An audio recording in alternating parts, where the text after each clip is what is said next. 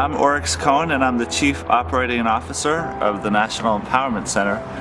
And right now I'm here in Adelaide, South Australia for the Reawaken Australia conference.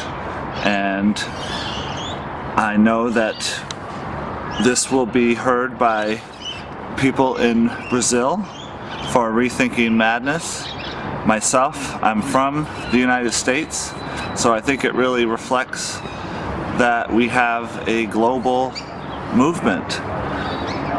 First, I wanted to recognize the Emerging Proud movement across the globe.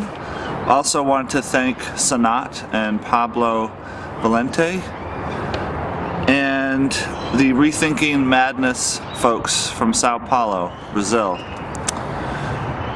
Also wanted to recognize that Rethinking Madness is the title of a book by my good friend Paris Williams that I highly recommend.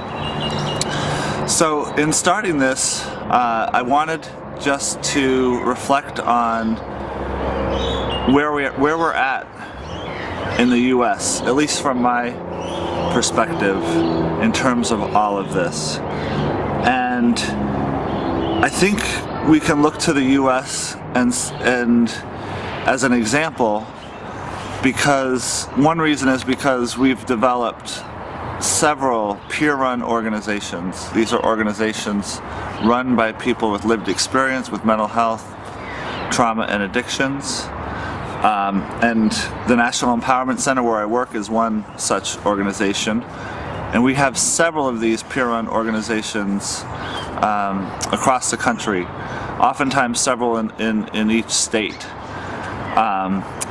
So the U.S. is the birthplace of self-help, and I think that's a real strength that we can look towards in the U.S. Also, led by peers, we've begun to really question some of the traditional treatments in psychiatry, including medication. So with our leadership and people like Will Hall, Laura Delano, Haya Grossberg, and many others, we've developed a manual that's been written by Will Hall, a harm reduction guide to coming off psychiatric drugs. And it's about giving people choice in what they choose to do for themselves. It's not a pro-drug approach, it's not an anti-drug approach, but it allows space for people who don't find the drugs useful or even harmful to find another path with support. And we've also noted in the U.S. that more and more of us who have been written off, diagnosed with schizophrenia, bipolar, depression, the most severe diagnoses, myself being diagnosed with bipolar, and myself not believing in the labels, and also I've been hospitalized, and many of us have been in hospitals for long periods. We've been forcibly drugged, we've been restrained, isolated, some of us electroshocked. And despite all of this, and I think in large part due to some of the innovations of the peer movement, many of us are making amazing transformations in our lives. We're healing.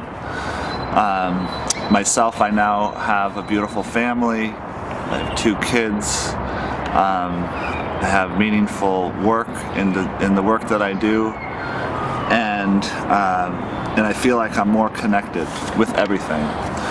And we're going to get into spirituality here in a second.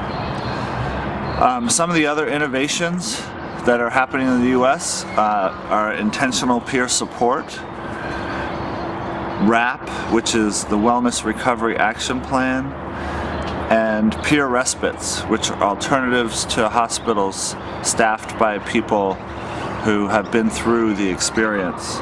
And I recommend that you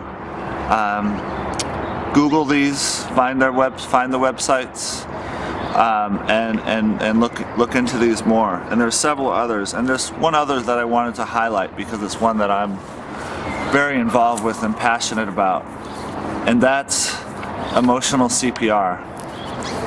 Emotional CPR was developed as a practice for any human being to be able to be with another human and help them through an emotional crisis. It was designed originally for that purpose. The most extreme crises we can think of, suicide, hearing voices, extreme anxiety. But we found also that eCPR can be a way of life. It can be a way of just relating to other people, to connecting with others heart to heart. And we found that often that's all that people need, is an authentic connection, either with another person or with spirit, the environment, the earth. So I wanted to close this by touching a bit on spirituality, because I know it's one of the themes, especially of Rethinking Madness. And I don't think we talk enough in the U.S. about spirituality and its importance in people's lives, in all of our lives. And for me, I can just speak for myself what that means. I remember having a conversation with my good friend Will Hall about some of my experiences, and he stopped me right there and he said, well, the minute you put language to these experiences, it loses meaning, because the spiritual dimension is a different dimension.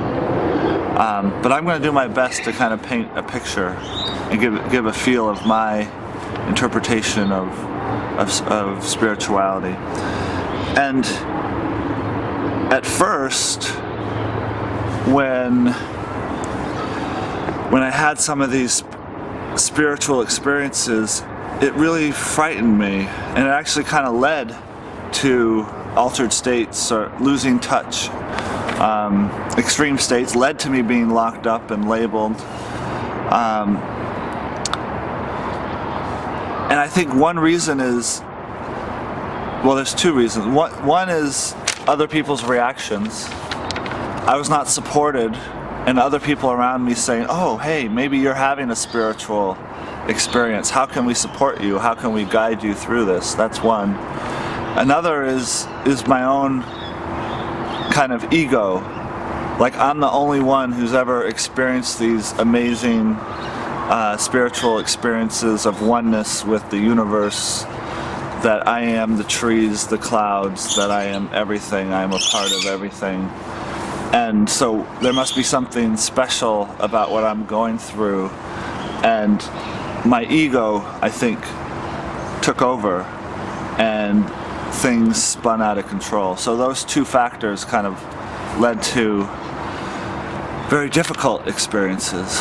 But I want to share a story to close, because I think this is the possibilities with these experiences, even if you struggled with them in the past.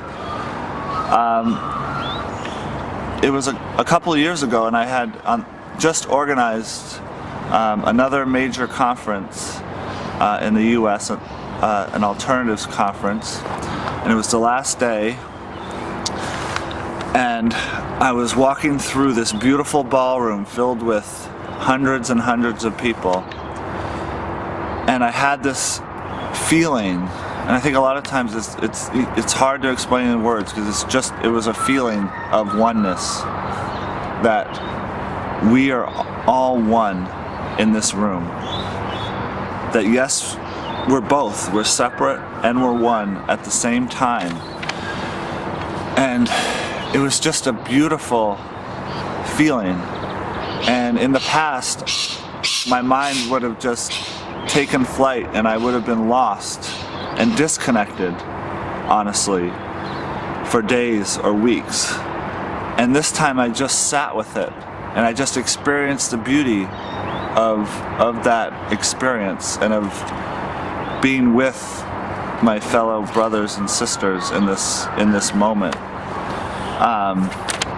And since that time, I've been able to tap into that experience of being really connected with everything, and it kind of guides my life.